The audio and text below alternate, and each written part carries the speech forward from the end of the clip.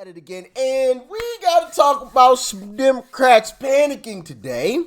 The specific Democrat I am speaking about is a Democrat strategist by the name of James Carville, who I'm sure some of you have heard of. As a matter of fact, I think I showed you guys one of his clips previously. But, the thing about this is, if I were a Democrat, I would be panicking too, right? Even though, people like Harry Sisson and the other gentlemen, paid actors, who I showed you guys the video clip of the other gentleman. I can't think of his name. I know Harry Sisson, but there's another guy who's paid with him. But I showed you guys the video clip of him talking about how Republicans should be panicking right now. And it's like, no, nice try, though. Nice try. Not gonna work. And y'all know, of course, I brought some clips to back up the reason, or one of the reasons why, if I were a Democrat, I would be panicking too. So with that being said, hit that like button, like, share, comment, and hit that subscribe button if you are new.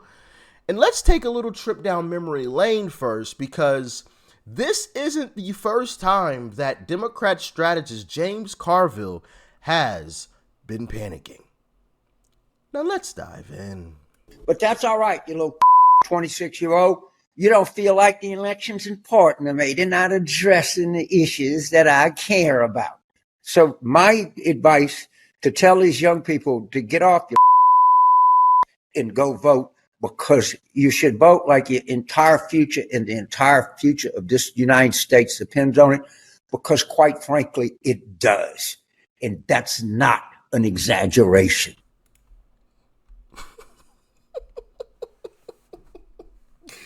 Oh man, yeah. Man. Let's take a sip of them tears real quick. Let's take a sip of them tears. Cheers, cheers, cheers to all. Tasty, a little salty, but tasty. Now, let's get into the recent clip of Democrat strategist James Carville panicking once again. And like I said earlier, if I were him, I'd be panicking too. So I don't necessarily blame him, but we're going to enjoy this. In Trump's more ahead than he's ever been. Fewer people think January 6th was any kind of what it was, is an assault on the temple of democracy, the Constitution. I don't know what the fuck you want to say. It's going the wrong way. It's not working.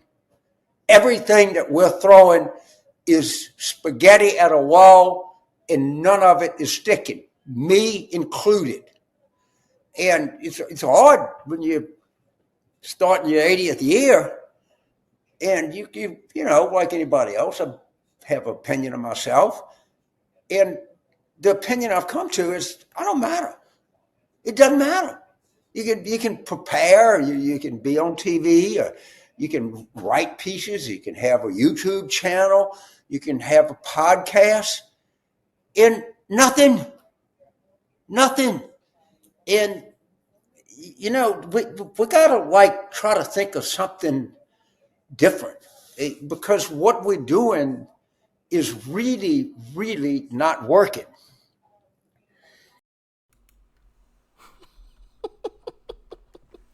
What we're doing is really, really not working.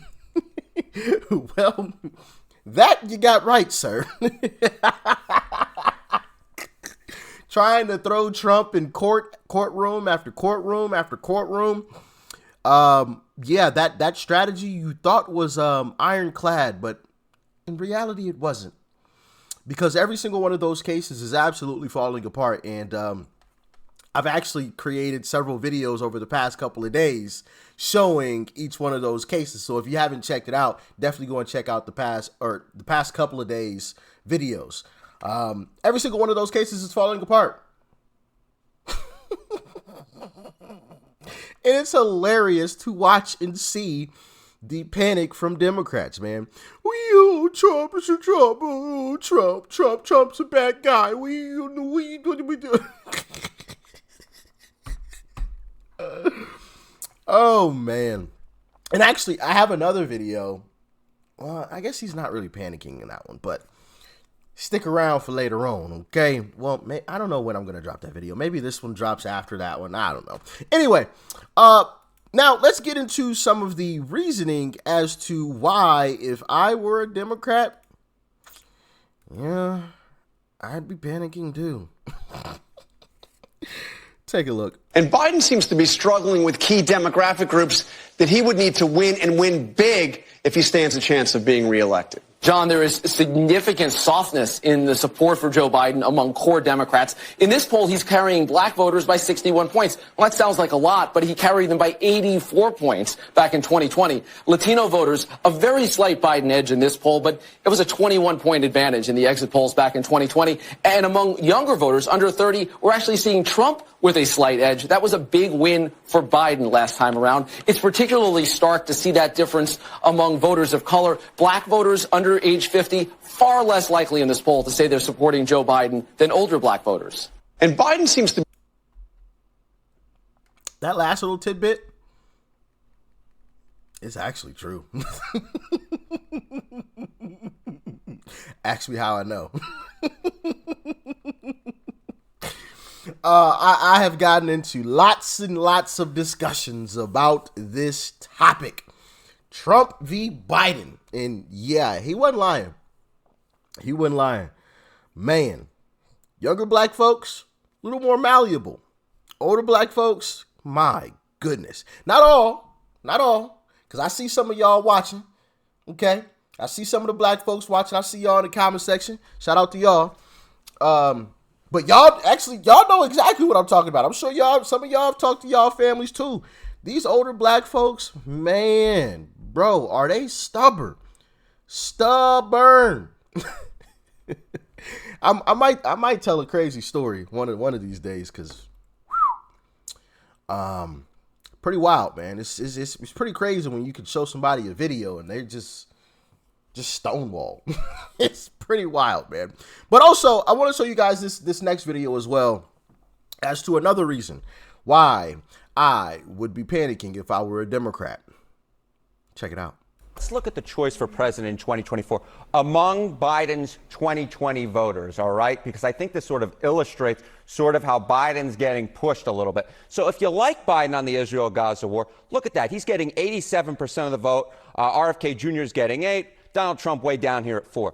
But if you dislike Biden, if you disapprove of the job he's doing on the Israel-Gaza war, look at this. He's getting just 50% of that vote. My goodness gracious. These are people who voted for him last time. RFK Jr. is getting 20%.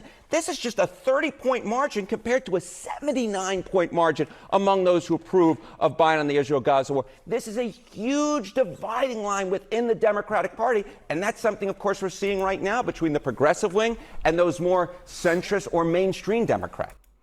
You know, I think Trump should actually have a bigger boost. Obviously, you see a boost of 6 right here. RFK Jr.'s got a boost of 20, right? But I think Trump should have a bigger boost. And the reason why is Trump is a promoter of peace. That's a fact. That is a fact. Trump is a promoter of peace. And actually, I remember when he was doing the town hall with CNN, and Caitlin Collins, I believe her name is, was trying to get Trump in like a gotcha moment. And this was one of those times where I think I explained it in the video. I was like, bro, this is Trump 2.0, right? This is a different Trump that we're seeing here. But she tried to get Trump in a gotcha moment, and Trump gave the greatest answer ever. And he said, I think it was a question about the Ukraine, Russian, that whole war situation going on. And he said, I just want people to stop dying. And I think that was the greatest answer ever. It's the greatest answer ever.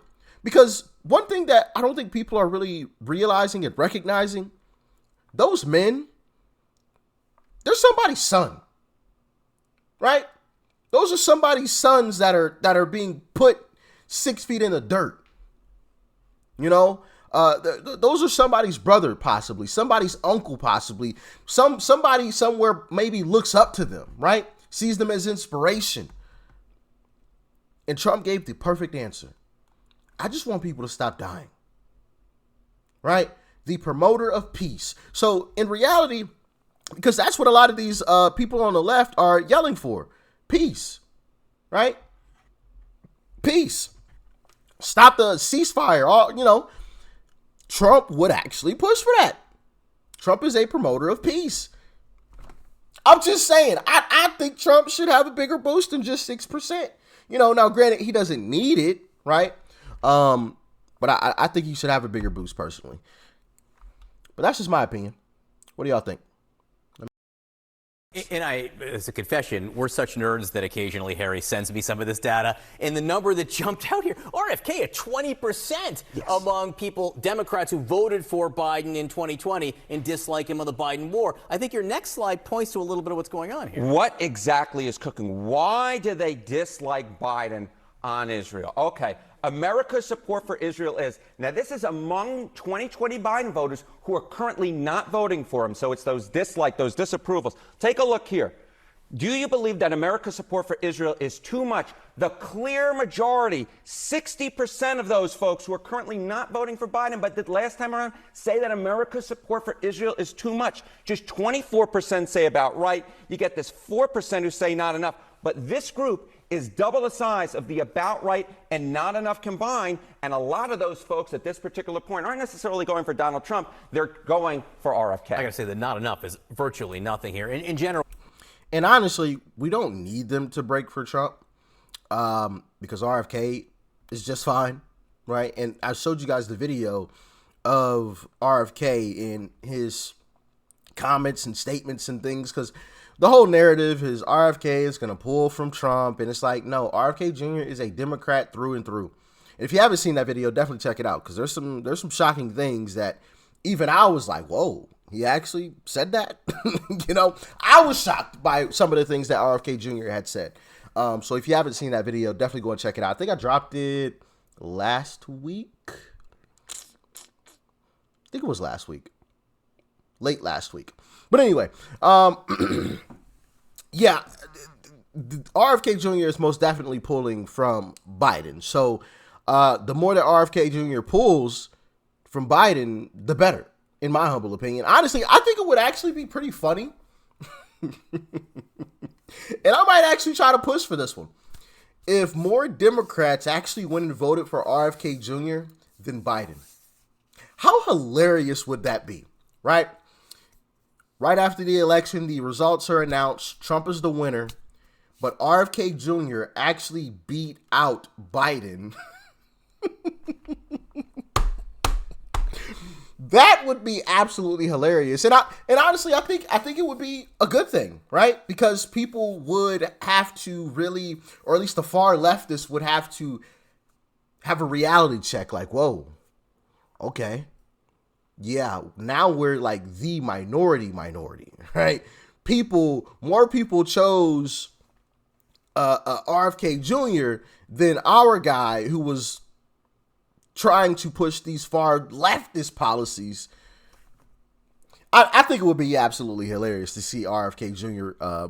Beat out Biden in that whole situation. But anyway, let's continue. What is Biden's support among those who were with him before? Yeah, this I think is the key point. Biden versus Trump 2024 poll margin. The reason Trump's ahead, he's holding on to more of his base right now. That 2020 voters leading by 81 points. Biden's just holding on, winning among that group by 73 points. That's the story of this election. It's why Trump is in much better position than he was 4 years ago. Who are these folks that were Trump supporters that aren't Trump supporters now? Do you guys know of any? Because I don't. I don't know of anyone that was a Trump supporter in 2020 that isn't a Trump supporter now. Now, granted, I'm just one guy, right? So I'm not saying, my experience is everybody's experience. I'm just saying from my personal experience, I've never met that person. I've met some people who said they voted for Biden that say now that they won't. But I've never met a person, and like I said, I've had lots of conversations about politics. I've never met a person that said, yeah, I voted for Trump in 2020, but I'm not going to now. Y'all let me know if you guys have run into that guy or gal. Y'all let me know. I just haven't seen it. I wanna meet some of these folks. that's quite crazy. It's laughable, right? But anyway, as always, Y'all let me know what you thought about this one in the comment section below. Like, share, comment. Hit that subscribe button before you go. Peace and love. I'm out.